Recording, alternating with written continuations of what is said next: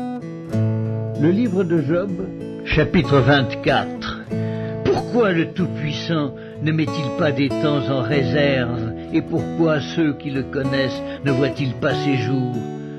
On déplace les bornes, on vole des troupeaux et on les fait paître, on enlève l'âne de l'orphelin, on prend pour gage le bœuf de la veuve, on repousse du chemin les indigents, on force tous les malheureux du pays à se cacher.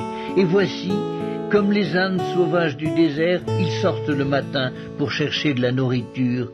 Ils n'ont que le désert pour trouver le pain de leurs enfants. Ils coupent le fourrage qui reste dans les champs. Ils grappillent dans la vigne de l'impie. Ils passent la nuit dans la nudité, sans vêtements, sans couverture contre le froid. Ils sont percés par la pluie des montagnes et ils embrassent les rochers comme unique refuge. On arrache l'orphelin à la mamelle, on prend des gages sur le pauvre. Ils vont tout nus, sans vêtements, ils sont affamés et ils portent les gerbes.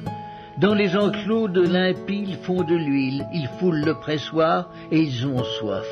Dans les villes s'exhalent les soupirs des mourants, l'âme des blessés jette des cris, et Dieu ne prend pas garde à ces infamies. D'autres sont ennemis de la lumière, ils n'en connaissent pas les voies, ils n'en pratiquent pas les sentiers.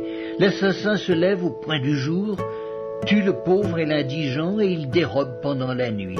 L'œil de l'adultère épie le crépuscule, personne ne me verra, dit-il, et il met un voile sur sa figure.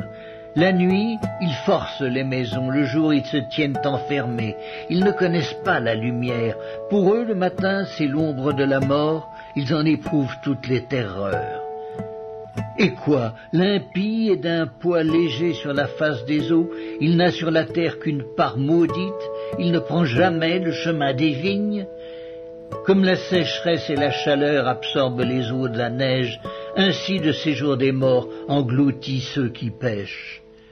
Quoi? Le sein maternel l'oublie, les vers en font leur délice, on ne se souvient plus de lui. L'impie est brisé comme un arbre, lui qui dépouille la femme stérile et sans enfant, lui qui ne répand aucun bienfait sur la veuve. Non, Dieu, par sa force, prolonge les jours des violents et les voilà debout quand ils désespéraient de la vie. Il leur donne de la sécurité et de la confiance. Il a les regards sur leur voie. Ils se sont élevés et en un instant ils ne sont plus. Ils tombent, ils meurent comme tous les hommes, ils sont coupés comme la tête des épis. S'il n'en est pas ainsi, qui me démentira? Qui réduira mes paroles à néant?